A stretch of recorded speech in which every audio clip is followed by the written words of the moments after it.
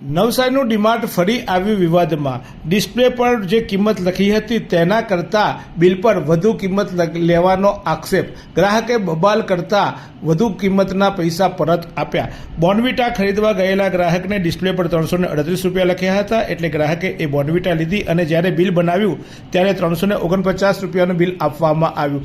જોકે ગ્રાહકે બબાલ કરતાં ડીમાર્ટના કર્મચારીઓએ દાદાગીરી કરી હતી, પરંતુ પોલીસ બોલાવ્યા બાદ ગ્રાહકને ઉપરના જે 11 રૂપિયા હતા તે પરત આપવામાં આવ્યા। ડીમાર્ટના કર્મચારીઓની સતત દાદાગીરી અને પોલીસ જ્યારે ઘૂંટણીએ પડી હોય તેમ પોલીસ જ્યારે પણ બોલાવવામાં આવે છે ત્યારે ત્યાં સમાધાનકારી વલણ અપનાવી ગ્રાહક અને ડીમાર્ટના કર્મચારીઓ એટલે કે મેનેજરો સાથે સમાધાન કરાવી દેવામાં આવે છે।